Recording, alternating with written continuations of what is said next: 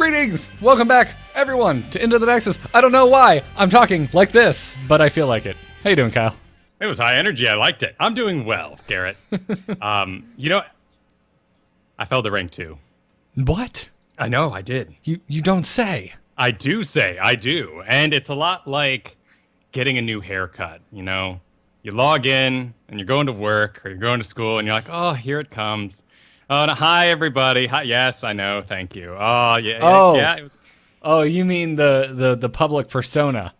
Right. Got. So you dealing with everyone telling you, oh, new haircut? You're like, yes, it's a new haircut, people. For the love of God. A bunch of my hair didn't just happen to fall out in this incredibly specific pattern. You know, but that's like self-imposed. You know, it's more like breaking an arm. And when you show up, everyone is sympathetic. Like, I've had nothing but really nice messages. And they're like, oh, wow, what happened? That's so horrible.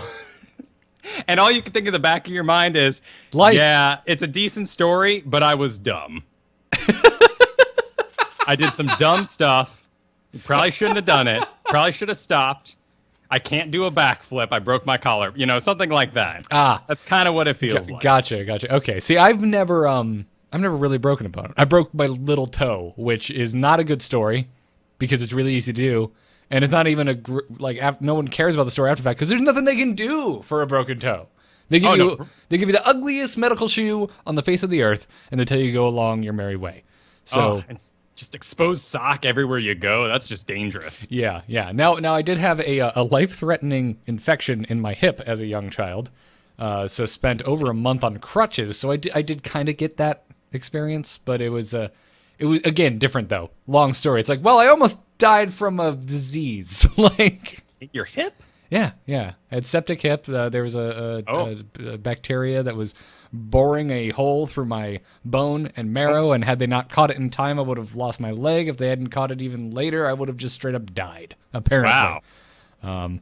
That's some World War I stuff. Oh man. Yeah. It was weird. I'm like, my parents were like, how did he get this? They're like, literally could have been from anything. Yep. So, that's nice and terrifying. I might, yeah. Well, you know, breaking an arm is a lot more fun. Yes. Because, you know, you get a big old cast. People can sign it. It's not like some horrible boot where no one wants to touch it or go near your feet. Like, everyone wants to sign a cast. You got a story to tell. Mm-hmm. About 3 weeks in, you know, it's mostly healed on the inside. So you as a child, you just have this freaking sledgehammer and mallet. You rock it like volleyball and like basketball. You're just hit that thing down. Not in my house. Yeah, you can load up groceries all over it and, you know, use it as a lifter. Yep. It's fun. I remember friends with casts. They had a good time until they took it off, and then all they wanted to talk about was the smell. Oh yeah, the freak arm, because, you know, you had meat and it's been supported, much like in space. You know, You're not using those muscles, and you just have this really thin, like, skeletal arm. Yeah, it's just gross. It's just one very specific part of your body went on a horrendous diet that did not end well. Yep, pretty much. But so you say you ended up in rank 2 because you did something stupid, is the analogy you have left us with, Kyle. What was the something stupid that you did? The something stupid I did was I lost Raynor. You lost Raynor? You know, he's popular now. It's a bizarre thing. I think it was maybe that would have been the Skeleton King patch. I guess it was, where Raynor got the buff, and he just started kicking butt. But not everyone was quite on board yet. I was still sort of a weird hipster playing Raynor, preaching the good word. And nowadays, it's Raynor 24/7 in Heroes League, so I lost my auto-attacker, which means I had to quickly pick up another. And melee auto-attackers are in because of the support meta at the moment. Yep. So I got myself Illidan, and I'm not a particularly good Illidan. Well, we'll talk more about Quick Match later, but, you know, Quick Match isn't the place to train yourself for rank 1 Illidan play. You gotta rip off that Band-Aid at some point and go on in. And then, of course, you know, losing Raynor, that's range damage too, so there comes situations where I need a spellcaster. And those used to be covered 24/7. And now they're kind of, selective. Jaina, Kael'Thas, they don't make it every single game, so I added Kael'Thas to my roster. He did well, but those were more like I won games just because it worked out. Now, wait a minute, because it sounds to me like you are saying you're having a hard time falling back into your hipster niche now that all of the things that you used to love that were not popular are now popular. Pretty much, actually, yeah. So are you still trying to play Raynor and you're just not getting him because he is picked before you get to select? Or are you self-imposing this, like, hipster martyrdom on yourself? No, I'm not hating on Raynor. That's an important distinction to make. I'm still trying to get him. I just wanted to clear that up. Well, that's very important. And then, of course, just the meta right now is a bizarre place. Suddenly, we had in this last patch, last week, the Morales patch, just a whole bunch of tanks just dropped into the field where it was nothing but Skeleton King and Leoric, or Johanna Leoric together, and then maybe a Muradin here and there. But now there's ETCs, and so my tanking has gone all apart because there's 2 tanks now, and I don't know how to not solo tank. So it's a learning process. I'm happy to be down here. Rank 2 feels good. I've got the cast now, and I'm starting to whack with it. I'm feeling good in my current MMR, current rank, beating up some people, and building my way back up. Got one more game to win to get me back in. But saving that, learning, getting ready. I'm surprised you went with Illidan for your melee assassin and not didn't decide that you wanted to make yourself a good Kerrigan. I did play a lot of Kerrigan in the past. But I don't like her combo dependency, and when you really get down to numbers, I picked Illidan because of Giant Killer. And because I want things to just... All of the tanks that you're seeing right now? Exactly, because if I just want to blow up random stuff, I'll go with that Kael'Thas that I now have when I can't go Raynor. But you need that Giant Killer going into the double tanks that are happening so often right now, and Illidan's the one with it. I like Thrall, too. Thrall is awesome. But also doesn't quite benefit from all the support meta happening right now. Support meta? Yeah, and we're going to talk about support later in the show today, actually in our strategy section. Gotcha. But the support meta is really just concrete at the moment, and having one support inform your assassin or an assassin informing a support directly is just what's happening. Yeah, that is our strategy discussion today. But before we do that, we, of course, have news to discuss. We're on, boys! Ha-ha! Let's liven up this place! Put me to the stage. Click the play button, and let's get started. The BlizzCon schedule is up, Kyle. We finally know what we're getting into, which is, it looks like exactly what I expected. Nothing surprising at all. Right, Overwatch is out. We can't really expect too much. The Diablo team has been very giving with its content lately, so they're not holding something back. And there aren't really any holes here, which is always a little sad for us gossip hounds like myself. Oh yes, yeah. I was holding out hope that it's like, oh well, we don't know what's going on with Diablo. Maybe we're getting a new Diablo expansion. Maybe the schedule's gonna come in and there's gonna be some blank spots.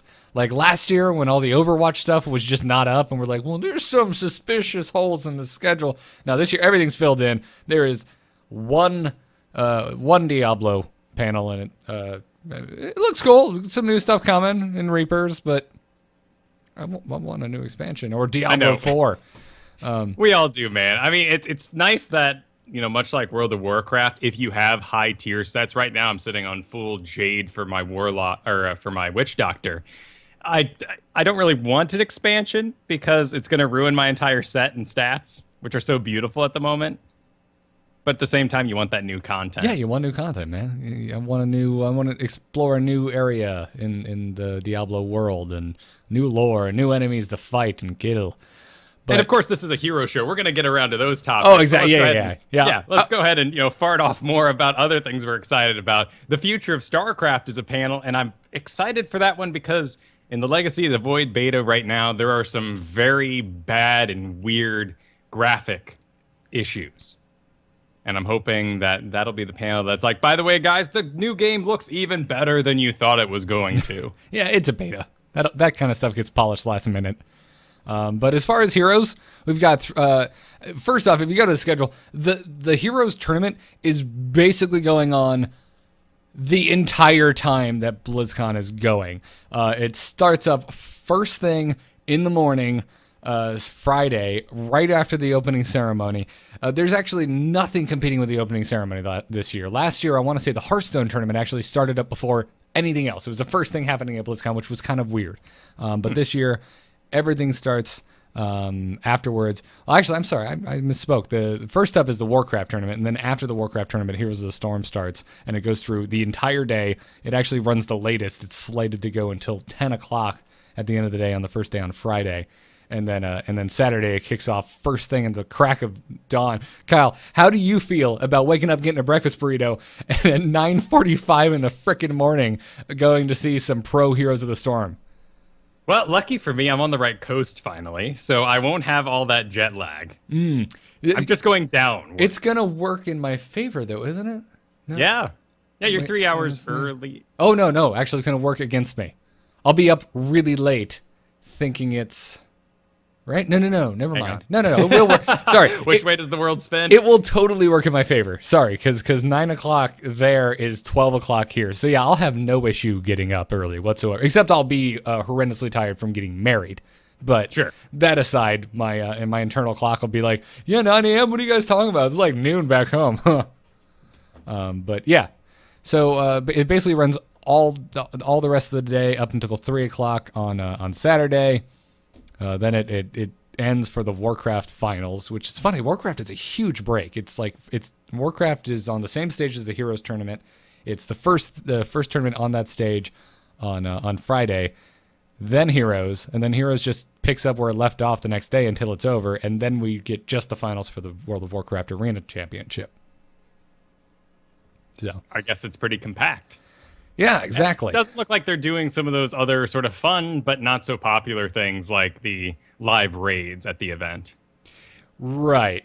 Which, I would say that part of that's probably because most competitive raiding guilds are now gone. And we're not going to, I don't know who they would tap for that at this point. Me and you, I guess. I don't know. I'd go do a live raid. I haven't played in a while, but let's do it. I don't care. Let's see how it goes. It'll be a good time. Hearthstone abilities, we're good to go. Yeah, Hearthstone has its own dedicated stage. It's not sharing with anyone, and StarCraft is once again in the arena this year. If you guys went last year and you did not go to the arena, you missed out on the most amazing looking esports event I've ever seen. If you know nothing about StarCraft, I promise you can ask Russell Crowe this. You will be entertained. It's a good show. They put on a good show over there at StarCraft, but So the Heroes Tournament is basically kind of always going on with a couple pockets, but we also have 3 Heroes of the Storm panels. We have one on Friday, that is the Heroes Deep Dive, which looks like it's going to be a preview of multiple new heroes coming into Heroes of the Storm. Excellent. Very excited about that.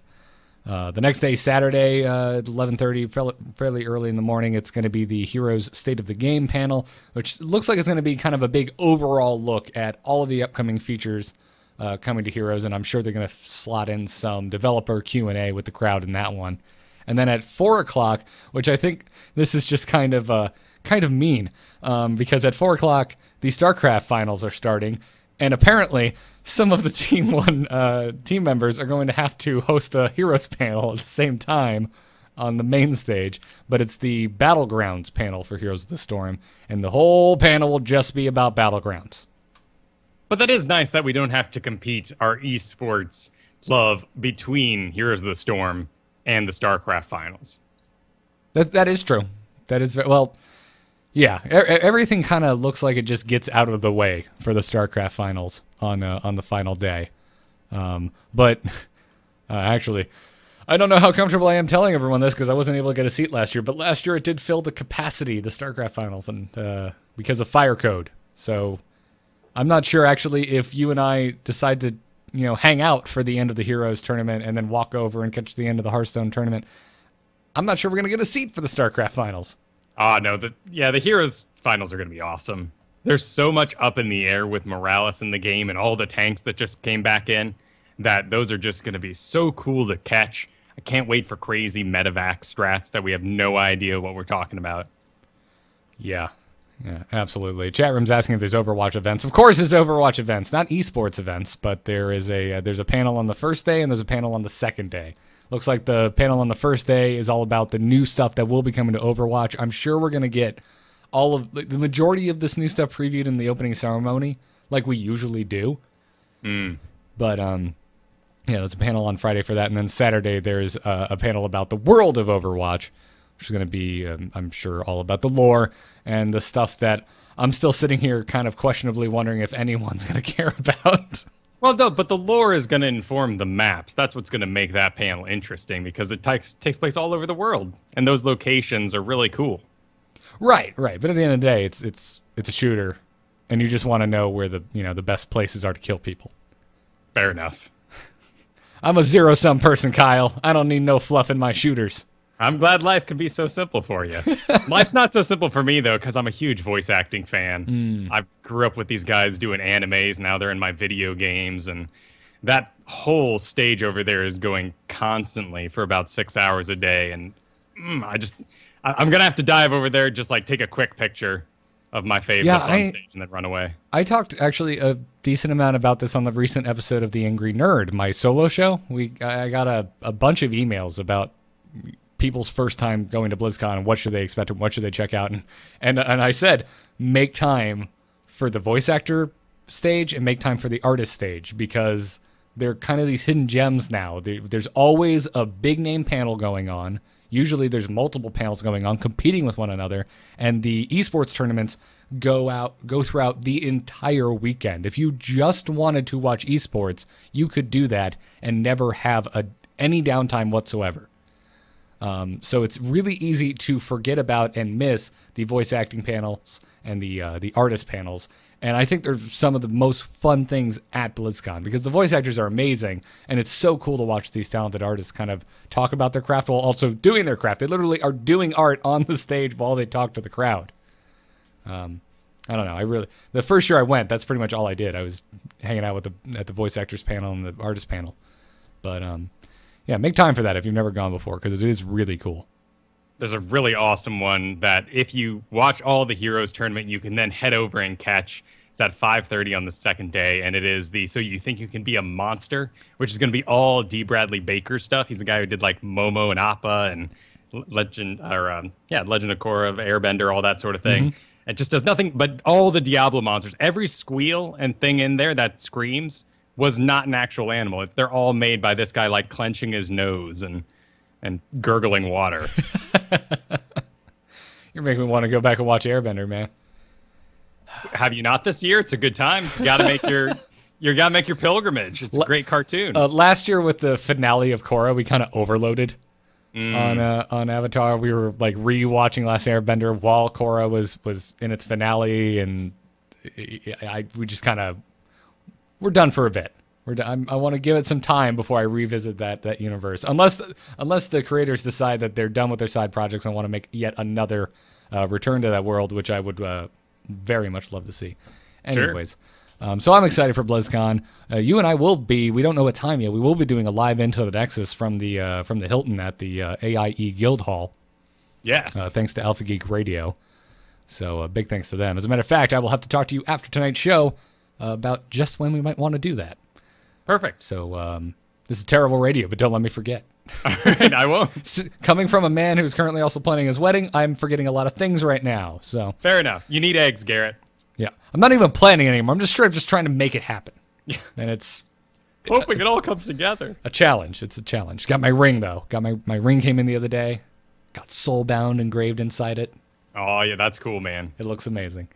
There are matchmaking changes coming to Heroes of the Storm, Kyle.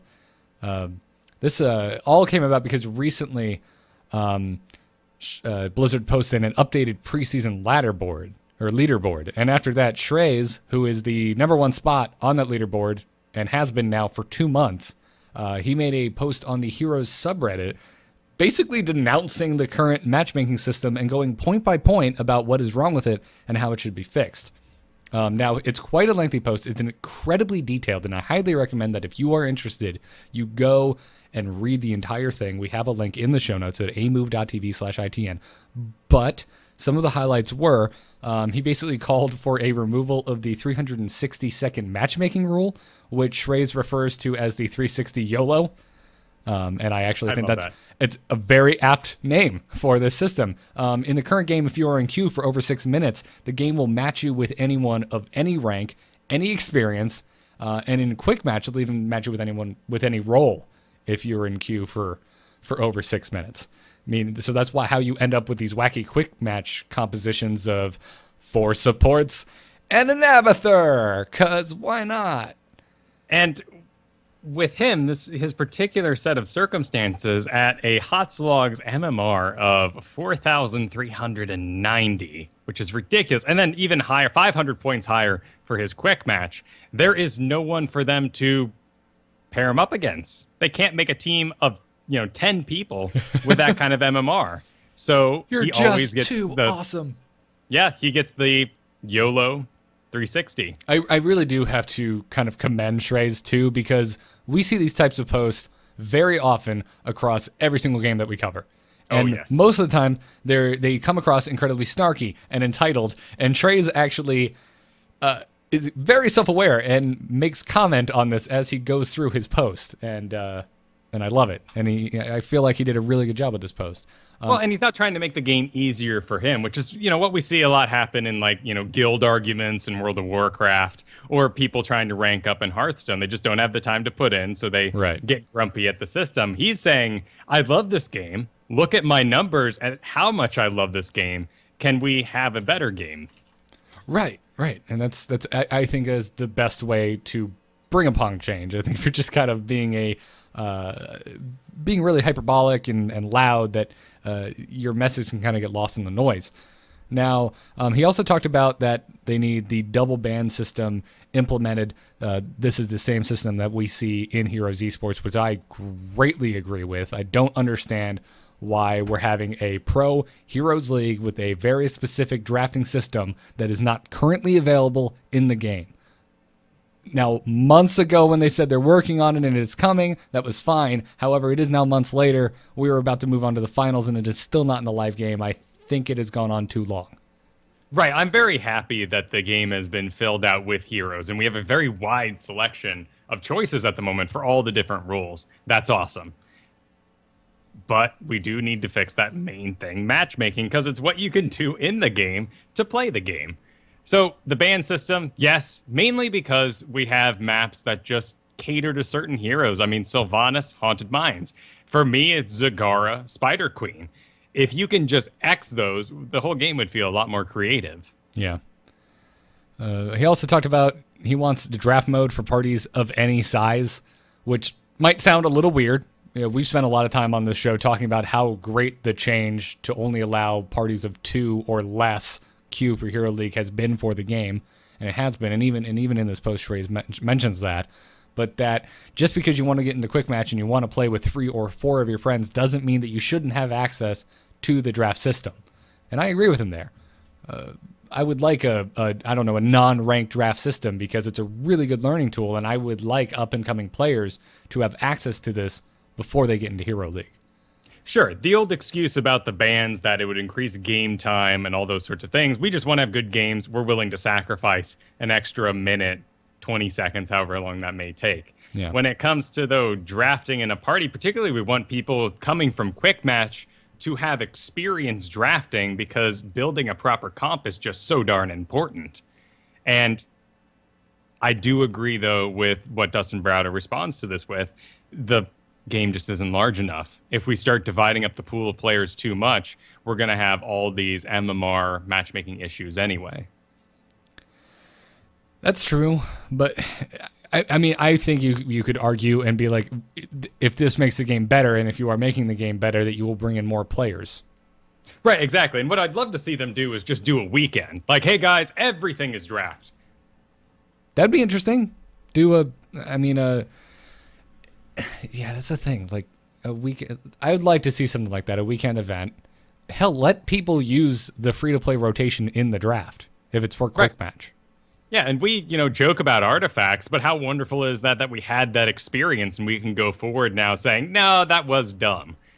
And what if, we get in there and Quick Match is just absolutely awful with the draft, and we go, cool, Blizzard, we gotcha. I'm not You're all right. sure it could be worse than it currently is.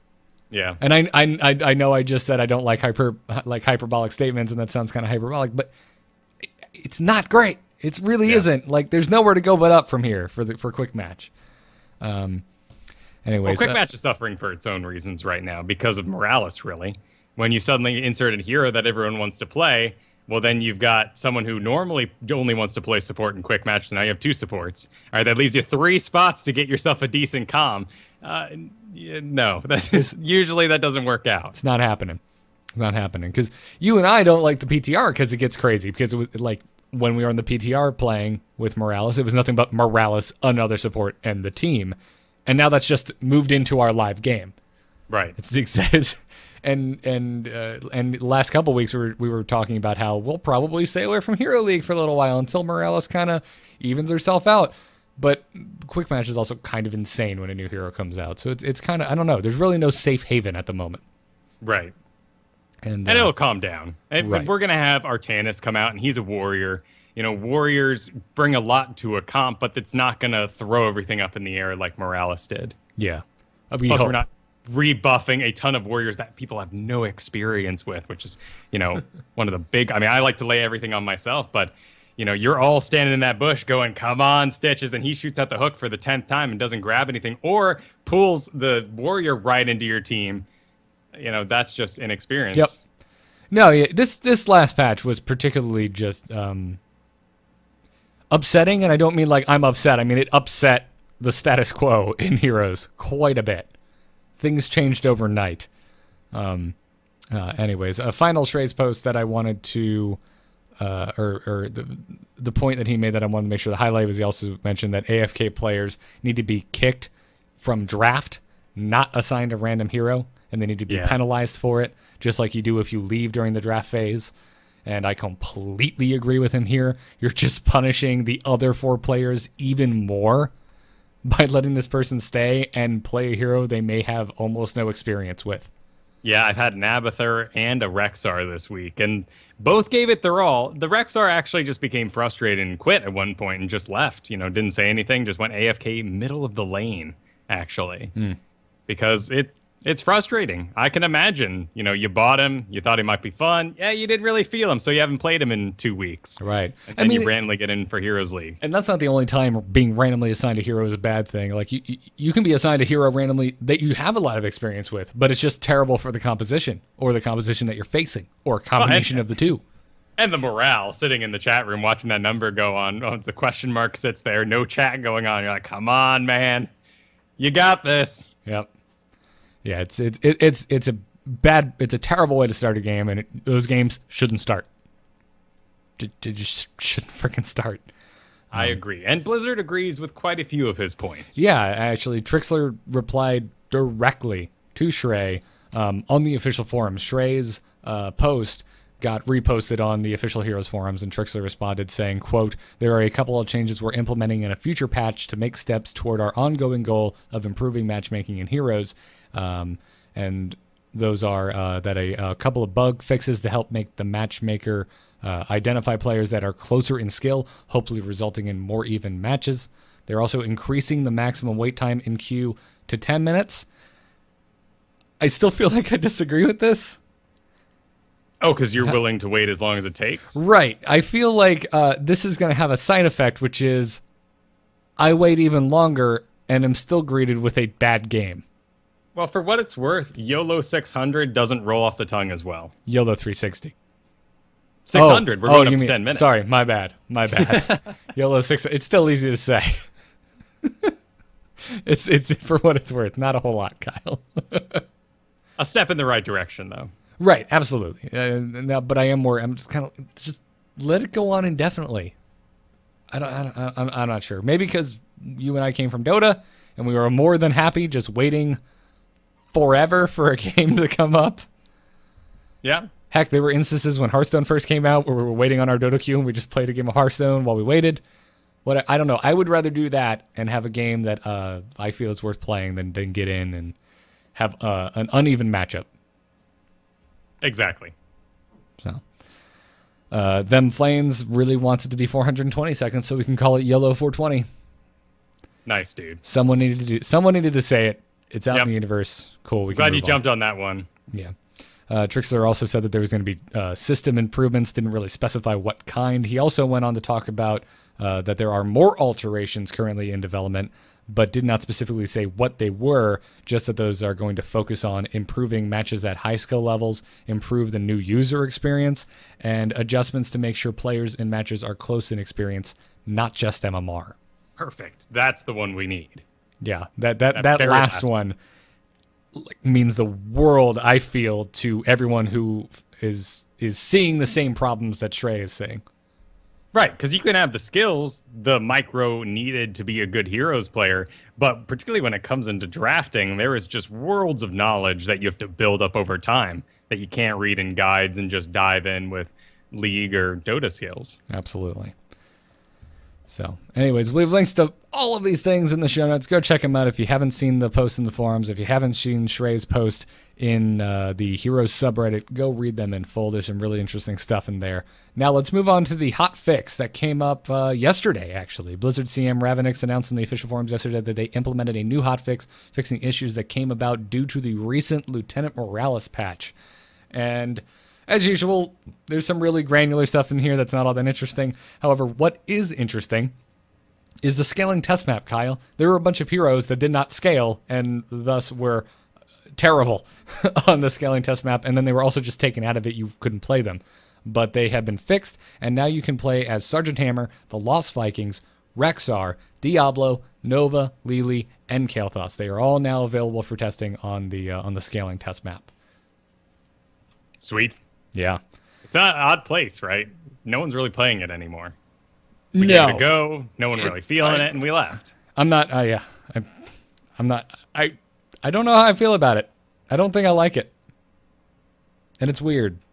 I appreciate the need for it. We should experiment with these things. Yes. We should try implementing future heroes easier for the development team so they can be more creative with their abilities and not worry so much about, oh, should we have 5 extra hit points or not on this guy? Just, cleaning that all up would be excellent.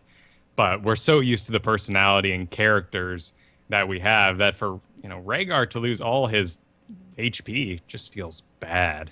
Yeah. Real right. It takes away his, like we mentioned last, it kind of homogenized. There's a lot of homogenization, and heroes like Rhaegar, who have a very specific personality as a support, they lose that. So, I don't know. Right. It's more fascinating to me that they keep updating it, and we have no idea what's being done with it. We haven't heard any response or any numbers come out of it. Right. Anyways, let's talk about some of the things that were affected the live game in the hotfix. They fixed an issue where Illidan was allowed to cast the Hunt with a reduced cooldown. That is gone. Leoric's reanimation talent now gains stacks from health globes gathered by allied heroes. That's a problem I'm glad they fixed. I don't like playing against Leorix, but when I want to play him, I want him to work correctly. Right, well, you don't want to have that conversation, that really granular last hit kind of mechanic of, don't grab that orb, I need to touch it first. Yeah. Olaf's large and in charge ability no longer allows him to charge unintended targets.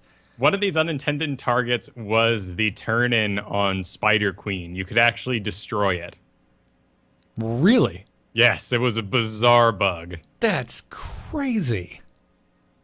They also fixed an issue that allowed Chen's Storm, Earth, and Fire spirits to remain stealthed while attacking. Really glad I didn't experience that while this was live. Probably because it's the only time ever since the game has been put out publicly that Tyrande and Chen got picked together.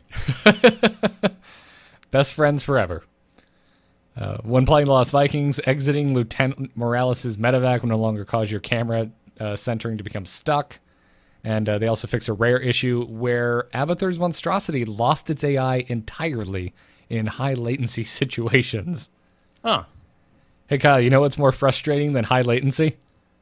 Losing all control of your character? Yeah, well, your monstrosity, but yeah. Yeah, pretty much. It's kind of an important feature. A little bit. If you go that route. A little bit. However, these are not all the bugs. There's more bugs sitting around waiting. some are pretty interesting. For example, Redditor Dougler101 made a post on the Heroes of the Storm subreddit noting that his spiders and zombie wall from Nazebo were not attacking or damaging the Immortal on Battlefield of Eternity in any way. This also led to multiple commenters confirming this claim, as well as multiple Azmodan players stating that their demon summons would only attack the Immortal a few times before pathing away. Just like, Just a little go. I'm out. Yep. I'm sure this isn't the case, but for flavor reasons, I hope that they only do this when Azmodan spawns on the heaven side. I hope they have to attack the demon Immortal and they're just like, nah, man, it's our bro. We're out of here. Exactly. We're both summons. We're both, controlled by the AI. We're brothers. We're good. Yeah. Trixler did comment in this thread saying that this issue is being looked at by one of their tech designers and that it should be fixed in an upcoming patch. So, there were also posts in there with some weird bug, and I'm not even sure what triggered it, with Jaina's ice block, where she basically gets a divine shield.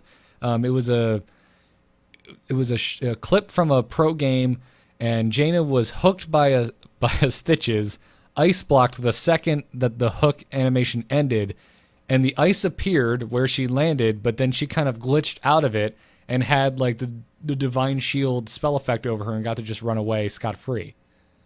Oh, weird. Yeah, so I'm not sure if it's some specific interaction between like the chain from Stitches and Jaina's ice block, or what exactly did it, because there was really no explanation. It was just a link in the comments. I'm like, what is this? And yeah, it just said or something. I think it just said Jaina ice block divine shield. I'm like, well, I'm curious to see what this is. Hope it's not a virus. Oh yeah, it wasn't. Well, and the chat is bringing up other abilities that don't work on the Immortals, and lots of abilities have never worked on any sort of summoned objective unit. I mean, one of the most upsetting is March of the Murlocs. Just goes through just about everything in the game. Sentinel on Tyrande as well, Yeah. which drives me up a wall. Which I get it, because if you don't spec into Pierce, it's very easy for Sentinel to be wasted then. Kind of the whole point of it is to scout, and if it hit, imagine if it just hit a lane minion instead of scouting that mercenary camp. That would just be the worst feeling in the world. But it also feels pretty bad when you're trying to burn down the Immortal, and as Tyrande, all you can do is really auto attack. Hunter's Mark, which is really nice, that if someone else is with you. If it's just you, you feel like a jackass. But, yeah, I'd like to be able to Sentinel objectives. That'd be nice. Sure. So, but this isn't intended. The spiders and zombie wall used to damage the Immortals before the last patch. So this appears to be a new issue. So, same thing with Azmodan's demons. It's funny that they're attacking at all and then kind of meandering off. Right, like they have a timer or something. Like, Yeah. well, yeah, I really want to be pushing lane, guys. Like the old Beatles. Oh, yeah, exactly. Oh, God, yeah, the old terrible Beetle AI. And then they fixed it, and then Anubarak was God. And then they nerfed him. Meh. I miss old Anubarak. It just goes to show how things, even like in this last patch, the Sonya no longer having a reset to her auto attack timer after doing slam, how those things just send them catapulting upwards. Right. Well, Kyle, do you know what it's time for? Oh, is it? It's one of my favorite parts of the show. It's time for Browder Tweets. Right. I could be wrong. Dustin Browder tweets of a storm week in and week out, and we have a couple we wanted to highlight this week. He said that medic win rate is a little low. Balance team is thinking about a small health buff. I would agree with that. She dies a lot, very easily, and has almost nothing to say about that exchange. She has not recovered from the stats we mentioned last week. She is still at 42%, the lowest of any hero. Yeah. And when you're looking at Stitches, Abathur, Illidan right above her, you can kind of make some excuses and go, well, those are hard to play, or those require specific comps. But Morales is a support, and she should be doing better than that. I think the health buff will aid her when she oversteps her boundaries or, ruins the perfect positioning that is being set up by those in her team. But I still feel like, maybe she's okay. We just need to get her in the right comps. Right. He also said that this change will be in time for BlizzCon. So we might see some Morales picks that won't seem ill-advised in the Heroes World Championship. Hopefully. And speaking of that, the final tweet we wanted to highlight this week is this is in regards to Artanis being picked at the finals. Dustin Browder said, no, it's too close to the tournament. Pros need more time to practice. So no Artanis in the Heroes World Championship. For the best. I think so too. Could you imagine if, I don't know, if unfortunately he just happened to be the most broken hero in the game and whoever got him won? Right, for the game's health and pointing out bugs, let's not do it anyway. But, you know, if some team decides to practice the night before at BlizzCon and find the perfect strat and they dominate all weekend because they're the only ones who know the secret, that doesn't make for good TV either. Now, granted, there is a ban system that everyone could just ban out Artanis, but then that leaves open traditional picks like that might work out in the team's favor. So, whatever. I'm fine. No Artanis in the World Championship. Totally cool with that. Which makes a lot more sense than a change that was made in Hearthstone right before the BlizzCon finals. But hey, I guess all Blizzard esports can't be as sensical as they should be. Yeah, I'm sure a couple of decks were burned this week. No, really just one. Literally just one. Yeah, well, other deck. Like, collectively, that one deck had a special place in everybody's account. More or less. Public service announcement, too, before we move into strategies. Get your Treasure Goblin, people, if you haven't already. It is going away on October 27th, and I am just realizing I don't have mine, but it's a lot of gold. I don't know if I want to burn that much gold, but I really want that mount. Stim pack. Play a bunch. Oh, do you know how much money I've spent on games this month? Games I don't have time to play. Well, yeah, you're in a stressful situation planning a wedding, so you need sweet comfort in the form of video games and escapism. Can't play them all. I cannot tell you how sane Rock Band has kept me in the evenings after some very intense wedding fire putting outs. Ah, yes. Yeah, those are fun. Our sanity bastion was Pirates of Darkwater. Wow. It's a great cartoon. Ours was Rick and Morty, but we have now seen every episode that is out. You went too fast. I did. Gotta hold up. One a night. It's a dinner show only. Make it last. But Treasure Goblin's going away. It is kind of ridiculous, right? Because it's just digital goods. There's no reason for them to go or leave. But it's nice that those who actually invested in it and feel really special riding it will now continue to feel even more special into the future. This makes me wish we could trade items so we could start a black market like in Dota. Oh, good. Yeah, we need that. I would love it. I would love it so much. But it is kind of disappointing, though. You'll get a really cool item in Dota, and you're like, oh, sweet, check out this sword for Juggernaut. It looks totally sweet. Let me check it out on the store. And it's 5 cents. This awesome sword I just got from my good play would have cost me 5 cents. Anyways, so go get your Treasure Goblin. Now it is time to thank our patrons over at patreon.com/ITN. That is where you can go if you want to support the show. If you like Into the Nexus, you enjoy what we're doing, and you want to support us, head on over to patreon.com/ITN and back us for however much you would like. This week we want to thank Riley T, Deguy D, I'm sorry if I butchered your name. I know what that's like, believe me. Thank you, Roberto, Matt M, and Kiara and Luke, who I guess backed us jointly because that was the name on the account, and I thought that was just adorable.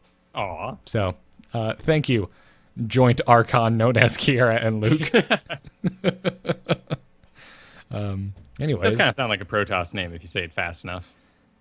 Kiara Luke reporting in. Exactly. Oh, yeah, it kind of does. Yeah. Kind of does. I need, I'm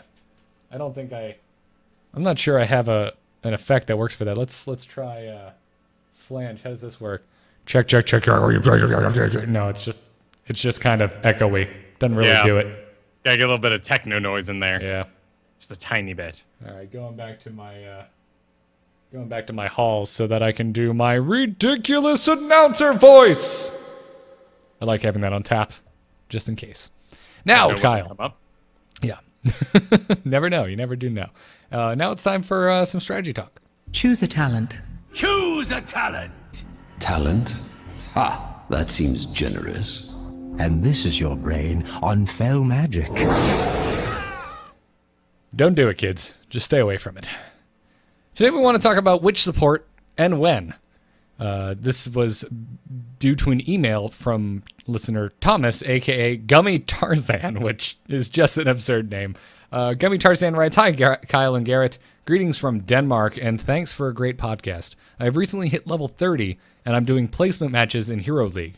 I enjoy playing support, mostly Uther, but also some Malfurion, and maybe soon, Morales, smiley face. When I watch Kyle's solo Q&A, you sometimes mention what support would work in the composition you have. Can you talk a little about what goes into your thoughts when choosing one support over another? In what, generally speaking, comps do you prefer Uther over Malfurion or Kharazim, and vice versa? Again, thanks for a great podcast and Twitch streams. I have left you a 5-star review on the Danish iTunes. Hell yes! All right. Thank you, Gummy Tarzan. Well, that's a good question. And Kyle, you have played way more Hero League in the last week than I have. Take the lead, sir. Let's dive into this because it's a very big topic. We're going to do our best to simplify it, like many of these huge sort of amorphous topics, to focusing on the supports. There's a lot that's going to inform you, your tanks, but let's just break it down into heroes with saves and heroes with AoE healing. And then we'll put in a little corner Tassadar and Tyrande for the end. So heroes with the big assassin saves are going to be Uther, Kharazim, and Rhaegar. And if you think about how each one of those saves work, your Divine Shield, your Divine Palm, and your Ancestral Healing, you would want to use them on different targets, mainly because Uther's Divine Shield is awesome, because they become invincible instantly.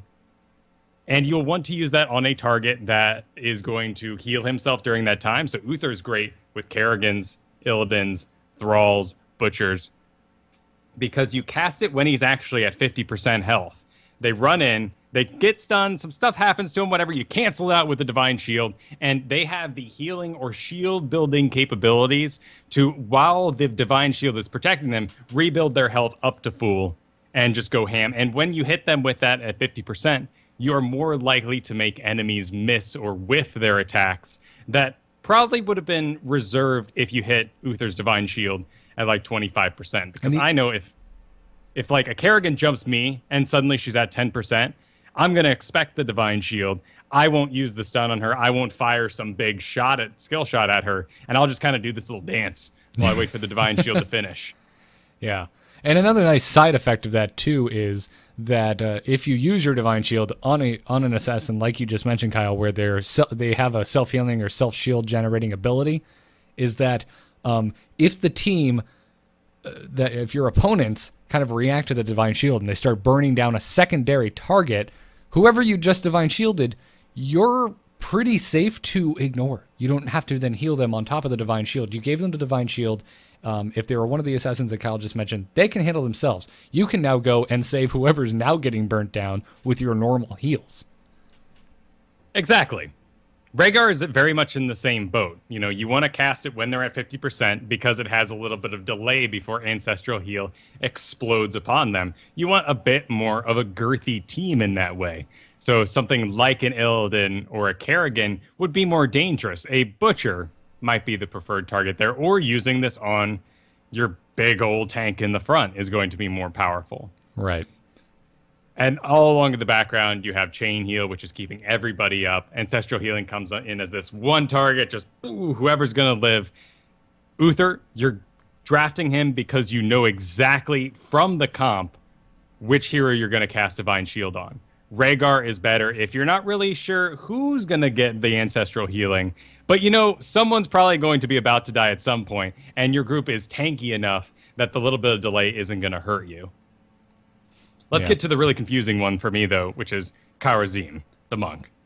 Because Divine Palm stops DPS, which is what makes it sort of bad to use on an assassin. Because they dive in, they die, but they stand there for a couple seconds. The enemy has a little bit of time to think. Most of the time, us on the enemy team are going, oh, no, we set up the Divine Palm. We messed up, everybody. But still, that DPS has completely ended while they're in stasis. And I don't really like that feature. So I like Kharazim in groups where I have maybe like double tank. I would agree with you there. Yeah, Kharazim, I'm still trying to figure out in that way. I really don't like the DPS cut, but if you can save something that might be dead anyway, well, heck, and maybe it's to save things that would be more squishy anyway. So, you know, maybe something like a Vala, perhaps, who is going to benefit from the Divine Shield for sure. I mean, you'll keep her strafe going the entire time, so it's not canceled. But she's not going to come out of the Divine Shield stronger by any means. Right. Whereas Divine Palm in that case saves her life, cuts a bunch of DPS that would be flying at her anyway, and she keeps going in a ranged capacity. And that way, you know, if she does get locked down for a little bit, she's still able to vault right back into the fight if everyone runs away. Absolutely. And depending on her build, too, it might not matter if she's more of a burst build. It might be totally fine if she takes a few seconds where she's not attacking. Exactly. So, yeah, I agree with all of that.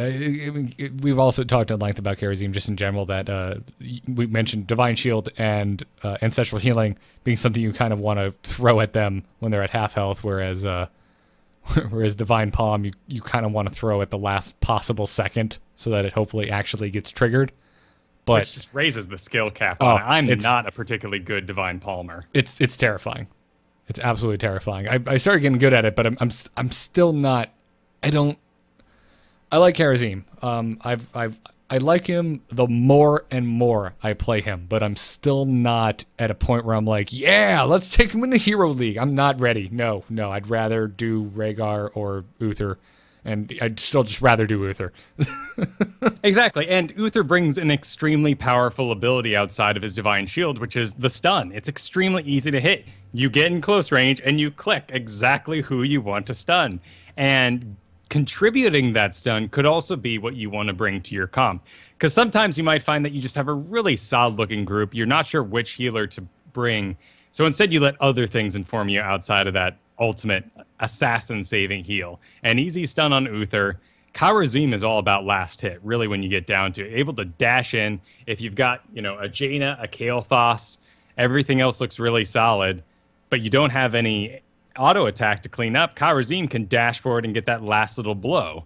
Yeah, I don't know if you've noticed this about me, Kyle, but I really like disrupting things, and Uther's stun disrupts things. And when we're about to move into AoE healers, same reason with Brightwing. I love Polymorph for that reason. Exactly. And then Rhaegar, one of the reasons he's not, you know, so much in the meta right now is because he also brings a totem slow.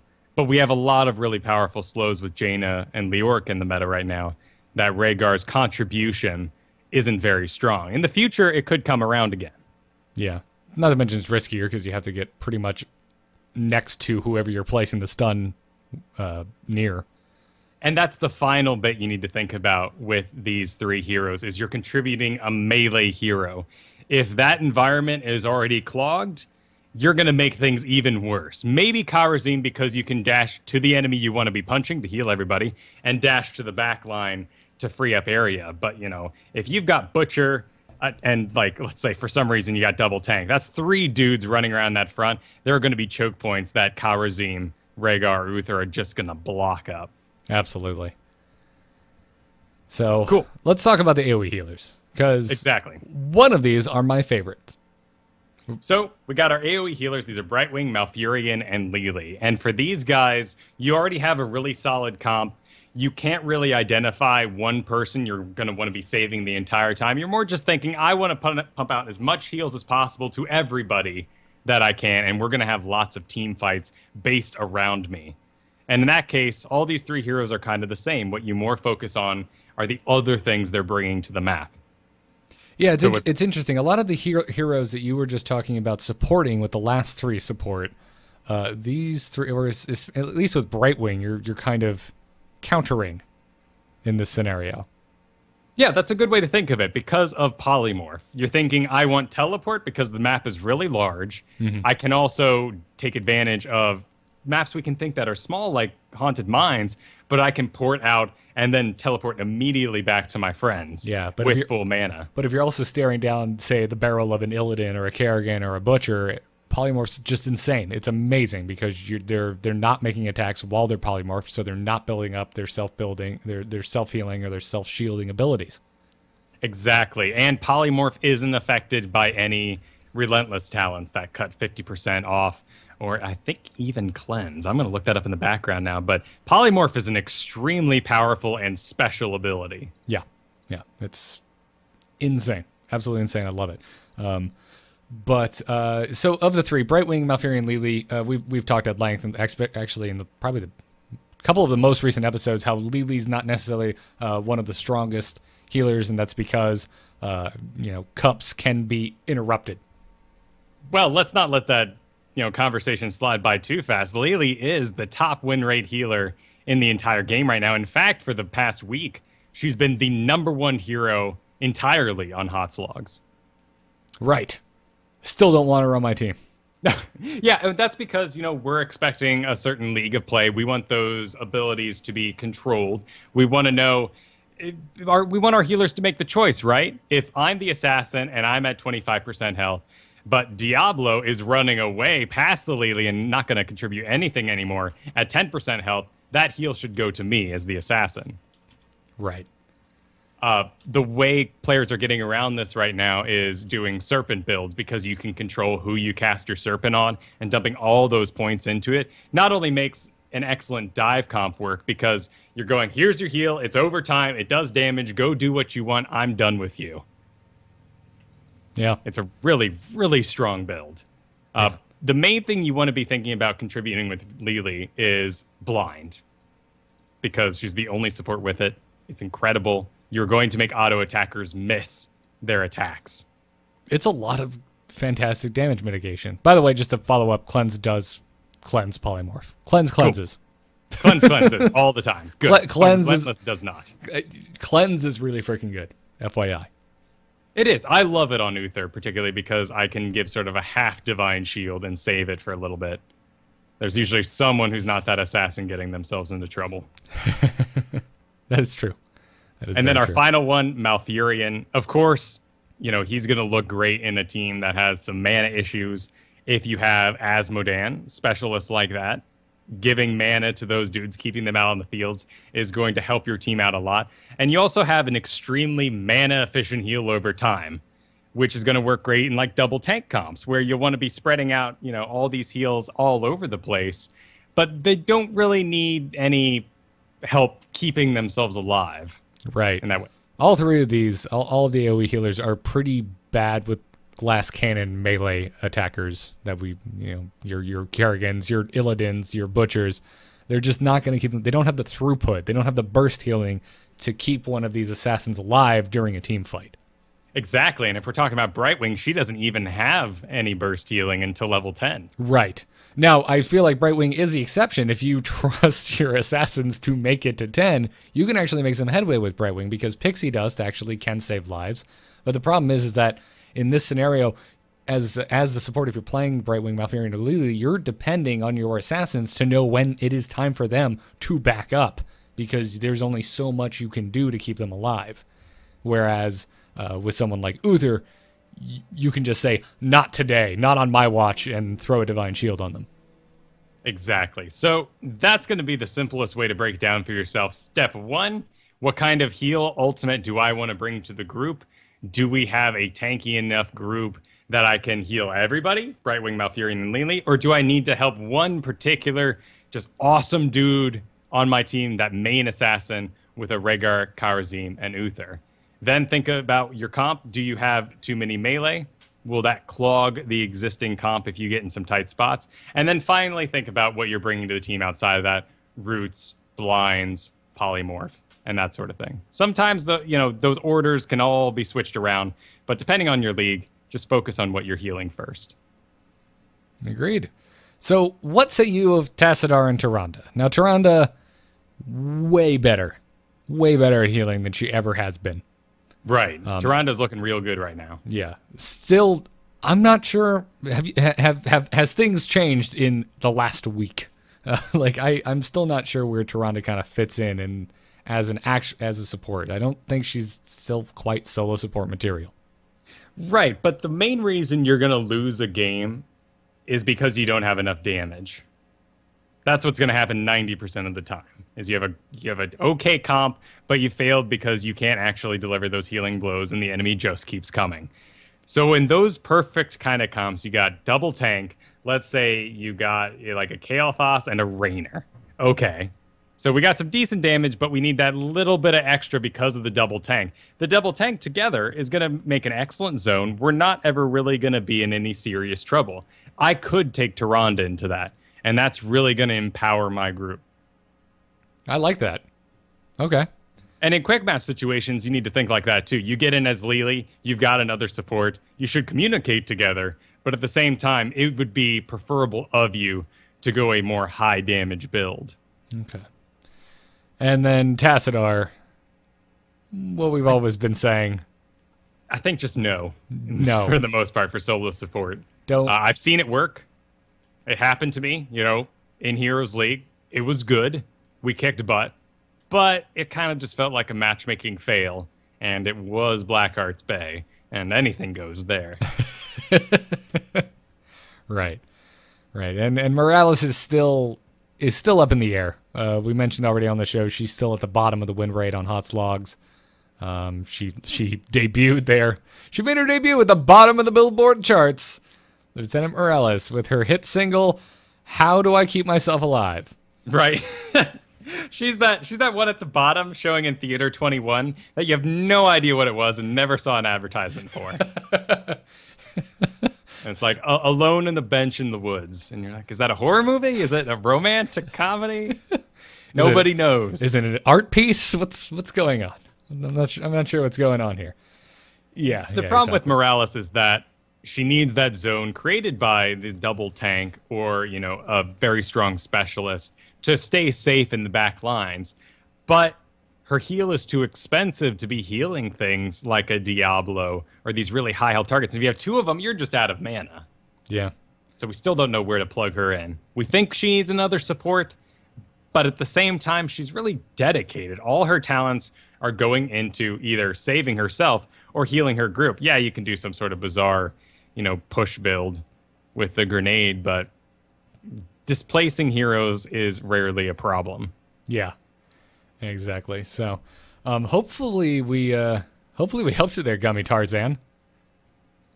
So report back. I want a full report on my desk by Monday in triplicates. And the chat brings up a great point that Tass is currently at the top of the tier 1 list made by Zuna, and he updates it very regularly. It was updated 4 days ago. That's also a pro list, right? We're talking about. But yeah, like we're talking strictly about supports here, though. Tassadar is a great hero. He is not a great support. Right, he's going to help fill out that Abath or Illidan or whatever combo you make, and you go, oh man, like what a wonderful comp we have. Even our healer is going to be doing a bit of damage, has a stun, maybe Uther. We just need a little bit more to eke out that win with support, maybe some sight, maybe counter those stealthies. Yeah, very situational. I know that in the dev notes for the last patch, we saw that they were making all these arguments for Tassadar keeping the support moniker, but I still fight that, Kyle. I still think he is mislabeled. It is terrible for quick match. He shouldn't be support. He should be specialist. I agree. Absolutely. So, and I don't want to lose his personality. I love shields. Right. Keep that. That's fine. Why can't we have supports that are kind of damage dealers, and we have supports that are kind of self-sufficient, self-healing weirdos? Why can't we have a support that's kind of a healer? It's not even a healer. It's damage mitigation. It's not the same. So well said. Anyways, I really like him. I really do. Just change how he's classified. That's it. That's all I ask for. Leave him as is. Just classify him differently. But if there's one thing you can take away from this section, it's that Garrett and I love Uther, and you should use Uther. Use Uther. When in doubt, Uther. No one is going to be mad that you picked Uther. Unless there's double tank. Yeah. That's what I say. You do not, with 12-second cooldowns, you do not have the throughput. Well, you just wait until level 16. No. Hey guys, I'm awesome. Comp's gonna work out. Just hold till 16. Give me the 6. Yeah, you're right. Double tank, don't do that. I had it actually. Yeah. AOE healer's nice. Tyrande if you're feeling spunky. I wouldn't recommend taking Tyrande into a double tank scenario unless you have a lot of experience doing so. Right. Try it with your friends first. Try it with your patient friends. Ask your doctor. Ask your doctor if Tyrande healing is for you. I feel like we're on a roll today. We've got some really good zingers. I'm enjoying that. A highlight show. Well, yeah. Put it over music. Wonderful. All right, let's take an email or two. Darkness stopped calling. Hold on. Darkness just texted me. Okay, tell him I'm not here. You can send your emails to itncast@gmail.com. Our first email today comes to us from Sayurine, who writes, "Hey guys, I'm really enjoying playing Tassadar, but I'm having issues with his Archon heroic, namely, when and how do I use it?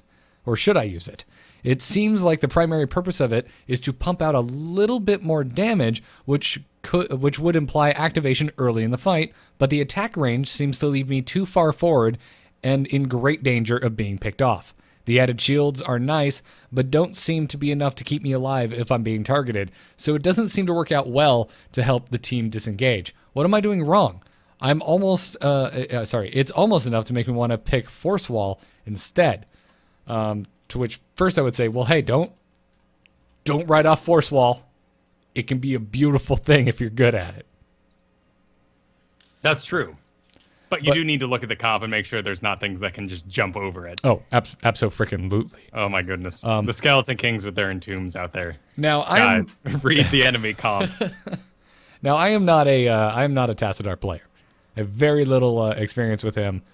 But I would start by cautiously saying, and Kyle, correct me if I'm wrong, that Tassadar has one of the most, well, to use a technical term, bullshit escape mechanics in the game, in Dimensional Shift. It's so good.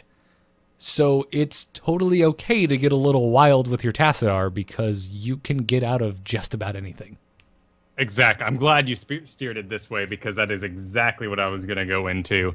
Tassadar, you're going to be basically playing really safe for the entire early game. And that's what people want you to do. They want you to go solo lane. They want you to put shields on buildings when they're under attack by the pushing Sylvanas. They want you to storm, get your orbs that you need, and just, in general, play safe. Then you get 10. Okay, you have Archon. You can pump out a little bit of damage when the team fight comes. You have some great combo potential because, maybe there's that Tyrande, a Morales that could stim you. There's so many things that work well with auto attackers. Turning on that for a little bit can just be really, really powerful. And you got some survivability now. You can get a little more wild. Then at 13, you take Persistence. So you can dimensional shift whenever you're about to die. It just automatically activates. And then level 16, you take Dimensional Warp, which gives you 50% movement speed and heals you over the duration of it. Now you are actually supporting by tanking as a support. It's bizarre.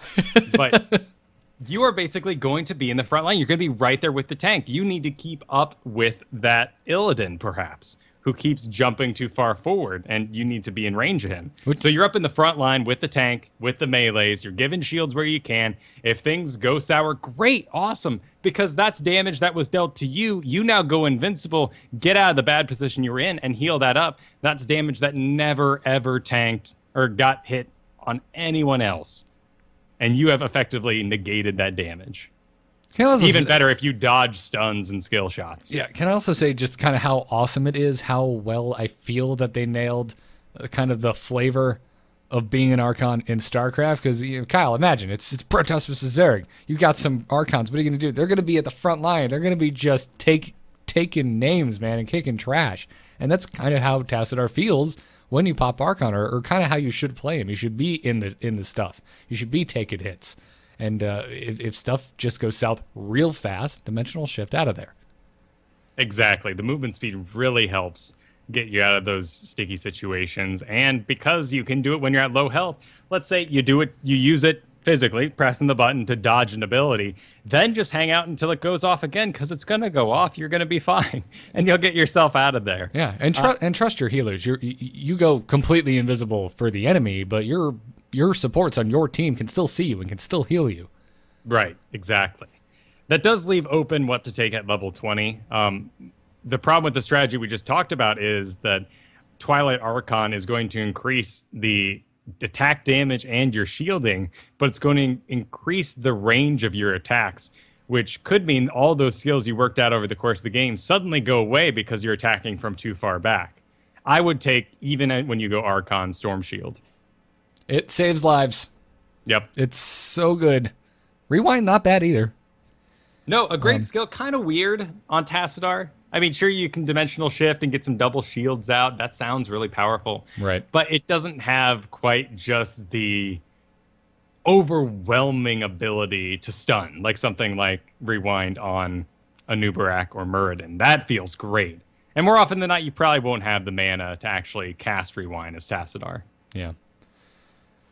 All right. I would also... any scenario where you would recommend Twilight Archon? Because I've seen level 20 fights where you just need a little more damage. And yes, if you're trying to learn Tassadar and develop good gaming habits, maybe it's not good to take it because you might get kind of relaxed. But the increase in damage is nice. It is. And you're going to have matches where you have become the carry just by some means. You know, maybe over the course of the game, you got a Morales behind you. That is a weird game, by the way. I know, right? If that happens. But I've seen it. I've actually seen the scenario where, you know, I was actually the Morales in this case. I was playing quick match. We had a Tassadar who was kicking butt and really on top of things all game. And my Tychus was a fool, and my Illidan was an idiot. So I stemmed the Tassadar, who was good, and we won. Nice. Because over the course of the game, I judged him to be the preferred target. He went Twilight Archon because we were investing that damage into him. Kyle, I don't know if I like the person you are becoming. There was a time where the Kyle Ferguson I knew would never call anyone an idiot. Well, I never tell it to their face. So you're just a coward? No. I realized that I'm not going to change their lives over the 25-minute game we've had together. Just, you know, it's not worth it. But to be an effective support, you have to acknowledge who you need to cut off. Okay. And it works for tanking that way too. You know, I mean, how many times in WoW was someone about to die? And I mean, as a holy priest there, you just go, you know what? You've died 5 times tonight. These heals are going to another guy. It's not aggressive. It's just efficiency, value. Fair enough. All right, I'll give you that. You could nicely suggest, hey, you should be doing this instead of that, buddy. Oh, sure. Smiley face. Use the we. Make sure we're talking to the whole group. You know, I totally threw out, you know, make sure you dodge Kerrigan sideways. You know, little click, click, and shoot him the finger. Not the finger. I just got the normal finger. But, you know, the gunny fingers. I'm just assuming you're Tassadar in this analogy, and you don't have a middle finger, so it's fine. Actually, he has a thumb and 3 fingers, so he totally has a middle finger. He's sort of, kind of, yeah. If anything, humans lack middle fingers because we've got 4 fingers and a thumb. But I digress. It's 4 digits on either side of said finger. I mean, if you're really going to draw a line between your thumb and your fingers, but anyway, I don't know. Anyone who holds up 5 fingers and says how many fingers are you holding up? Anyone who answers 4 and 1 thumb, I just want to punch you. I want to punch you in the teeth. Right. You probably also know all the pressure points on the body, and those stats aren't exactly right. I am loving chat room tonight, by the way. Not the finger, Kyle 2015. Yep. Love it. Wonderful. Wonderful. Absolutely great. Our next email comes to us from John, and John writes, Dear Garrett and Kyle, with the release of the Medic patch, I've realized that the current pool of heroes I can play well just won't cut it in Hero League, and I need to broaden my scope of playable picks. I've started buying the heroes I'd like to play, but am now left wondering how I should approach learning to use them. On the one hand, Quick Match can be an awful arena for learning. If I'm playing Kerrigan with no support or tank against a team of warriors and assassins, I'm going to die before I can even work on nailing a combo. On the other, Hero League is problematic for several reasons. The hero I'd like to practice may not be available. The hero may be a bad pick against the opposing team or won't synergize with mine. Or I may not want to risk losing the game due to inexperience. I really identify with that last one. Case in point, I'm still not playing Monk in Hero League. No. He says, how would you suggest I practice new heroes? Do I take my chances with team comps in Quick Match, or do I swallow my pride and accept some losses in Hero League? Thanks for the help. I'm really in love with the show and all you two do for the community. Thank you, John. I'm feeling him too, man. I've been really wanting to learn actually, Kerrigan's a wonderful example. I've been trying to learn her. I just can't. Quick Match is useless for a hero like Kerrigan right now. Right. If we're talking Kerrigan, you're basically going straight from, you know, like a 2-stack. Either you and I together need to get in Quick Match so you have an Uther to back you up. In fact, let's do, you know, if you want to practice that, I'll do Monk because I'm working on him when I can't take Uther because I need the Divine Palm for my assassins. Bring it. And you can work on that Kerrigan. That's how we'll work through that in a Quick Match setting. If I had to do it solo, it'd be all AI, because really all you're working on with Kerrigan is combining your WE and just being like, gada, just like, wah, bop, bop, knocking it out. It's going to be awesome. Rake spine, rake spine, rake spine, rake spine. Exactly. Well, spine rake. Spine rake. Sorry. Yes. You're right. Ignore everything I just said. It's very important you do it in that order. Spine rake, spine rake, spine rake. There you go. Doesn't sound as good. I can see why you went with the other one. Yeah, rake spine sounds better. What you rake spine sounds first. like a great metal band. yeah, absolutely. Rake spine will be our elite Tauren Chieftain cover band. Yes, I like it. Yeah, I like that. I like that too. Technically, the rake hits first, then the spine, but you cast spine first because of the delay. And just technically right. Ignore me. Continue. Okay. So his main point, though, where he can actually excel at one of these heroes, depending on your league, certain things aren't going to work, of course. You know, bringing a Kerrigan into rank 30 and expecting people to back you up in a skilled way with Uther just isn't going to happen. You have expectations outside your rank. That's very frustrating because you have knowledge greater than the skill you can execute. It's this really cool idea. Actually, it was taught to me by Ben, who was teaching me how to paint, because it's really frustrating when you're learning to paint because you will constantly have higher skill than your observation, and then they'll trade off as you get better. So it's awful when your observation skills are above your actual painting skills, because all you can do is stare at your own painting, realize it sucks and looks bad, that nose is awful, and those eyes are all wrong, but you don't have the skill to execute a better painting at the time. So you practice, and you practice. This is a dark day where Kyle Ferguson is the one making art analogies on Into the Nexus. Well, it works in this case, right? And then it you does. Get your skill up. You're practicing. Suddenly, you don't know why you're losing. You feel like you're really good. You got a great rhythm. And then that's when you need to revisit your observation skills. You need to watch your replays again. You really need to hammer out and figure out what's going wrong. And then you can get back to improving your skill again. Well put. Thank you. I have nothing more to add. I didn't come up with that. I thank Ben for being so patient with me. I'm an awful learner.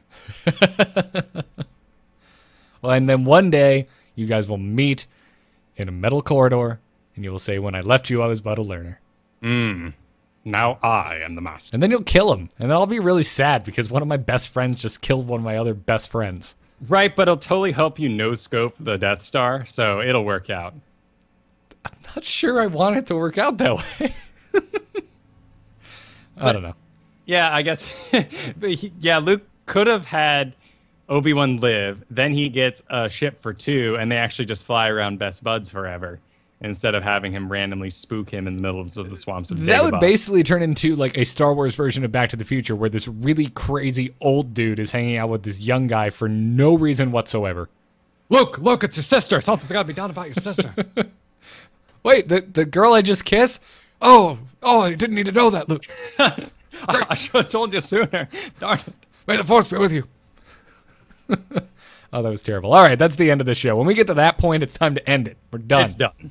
Over. Episode 71 in the bag. Thanks again. To box up John's question real quick, except that you're going to have losses in Hero League, because that's really the environment you're going to be able to use a hero like Kerrigan. May have zeroed in a little too much on your Kerrigan example if that's not what ailing you. Other certain heroes will work better in quick match. Well said. Yeah, so that's going to do it. I was seriously thinking about doing this outro in the voice of Doc, but that is a terrible idea, so I'm not going to do it. Thanks again to our patrons over at patreon.com/ITN for supporting the show. If you're leaving us reviews in the iTunes store, we really appreciate those as well. If you listen to Into the Nexus on iTunes, please drop us a 5-star review. It helps out the show a lot.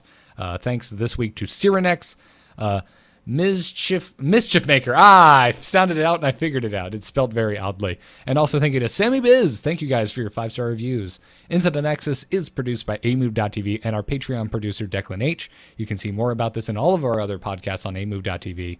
Our email is itncast@gmail.com. You can see all of our VODs on youtube.com/amovetv. We record live every Thursday night on twitch.tv/amovetv and also on alphageekradio.com. Check us out on Twitter at ITNcast. Check us out on Facebook /AmuTV and on Reddit at ITNpodcast.reddit.com. Big thanks to Brian for our intro music. Check out his work at briangriffithmusic.com. Kyle, where can folks find your lovely voice? You can find me at kyleferguson.com. That's where you can sign up for private lessons. Been really enjoying giving those over there. Lots of tanking ones this past week, too. Great time. I love talking about tanking. Leoric, Uther, all those fun guys. Then you can catch me now on all my own channels. So check out Twitter /Kyle Ferguson. That's where solo Q&A is going to happen in its stream. This past week, there were 2 episodes because I had a new channel. I forgot to hit the XSplit button that records and the button that saves things to Twitch. So for those of you who caught the actual real episode 21 of Solo Q&A, congratulations, because that'll live on forever in only our memories. Well played. Well played. The new one that is up over at YouTube /C/Kyle Ferguson is but a tribute to that fine one. So, just real quick, probably not the best radio in the world, but you streamed but it didn't record? Yes. Why couldn't you just transfer it from your Twitch channel? Oh, because I forgot to hit the check marks on Twitch. That saves a copy of your recording. So you had all of your fail safes just fail. I didn't even know there were fail safes because I've been streaming on amove.tv where you took care of everything for me. The gloves were off and I was a lost little boy who streamed for 3 hours and it'll never be known to the world. Other than the awesome people who swung by to watch that. That was a lot of fun. And I had a lot of fun streaming yesterday too. Gotcha. So we do now have a episode up over on the Kyle Ferguson YouTube. Also, lastly, check me out on this week's Current Geek. Oh, awesome. Scott hit me up for your email. I didn't know it was going to be this week. It is one of my favorite shows to guest on. I'm always hesitant to say my favorite show to guest, but it's a lot of fun. It's a lot of damn fun to go on Current Geek, especially since every time I go, I win trivia. Even though I always feel like in the middle of it that I'm doing terrible. So I did beat you that time we were on together. Oh, did you? Yeah. Oh, I forgot about that. Never mind. I'm glad my successes could be your successes in your memory, so I appreciate that. Yeah, so if you can't wait for Kyle to come on Current Geek tomorrow, check out last week's episode where I was on with Patrick Beja. Spoiler alert, kicked his ass in trivia. Oh, snap. Yeah. Don't step to me when I got to answer questions about Blink-182, ladies and gentlemen. Don't step to me. I actually didn't do that well. Patrick just did worse. That's victory, right? Sometimes it is. Quick match feels like that. It is. There were way too many questions about super early Blink stuff, and I didn't jump on until Dude Ranch, so. Because you were like, what, 8? Yeah, actually, I would have been. Blink hit at just the right time, you know? Fart jokes, masturbation jokes, awkward feelings about how to actually talk to girls. I was going through all that when Blink blew up, so it was a perfect time for that band. That's like when I found South Park when I was 16. Oh wow, you found it when you were 16. I found we never had cable, so I found it when it first started and got grounded for a really long time for watching it. My parents were very strict about no watching South Park. Yeah, well, it kind of puts some bad phrases in your head, and every once in a while they fall out of your mouth while you're doing dishes in front of your mother, and you get grounded for that too. I can't say I ever did that, but I knew way better than to ever cuss in front of my parents. Cussing's fun sometimes. Now I cuss into a microphone week in and week out. There you go. Damn it, shit ass. Professional. Follow me on Twitter at GarrettArt. I'm also on nomoonart.com. That's my graphic design portfolio. I am completely backed up from now until after I get back from my my honeymoon, but please check it out. If your project isn't in a rush order, feel free to hit me up. Check me out on The Angry Chicken talking about Hearthstone, and on The Angry Nerd talking to myself. The latest episode is up. I talked about Rock Band. I talked about Destiny. I talked about my wedding, and I talked a lot about BlizzCon because I got a lot of emails about BlizzCon. So check it out, Angry Nerd. I don't even know what the most recent episode was. What, 5, 6? What am I up to now? It's really low. 5. There we go. Done. That's still 5 weeks in a row of something. Yeah, man. That's more than most people work out for. Yeah. More than I worked out for, yeah. And just because we aren't running ads at the top of the show anymore doesn't mean that these codes are any less awesome. Use the code ITN at dogcastsystems.com to get a solid-state drive added onto your rig for free and to support the show. You can also use ITN over at tweakedaudio.com to get you 30% off and free shipping on your entire order of noise-reducing earbuds from Tweaked Audio. We thank them for their support. We thank you for listening, and we will see you next week for episode 72 of Into the Nexus. Until then, good luck and have fun. Take care.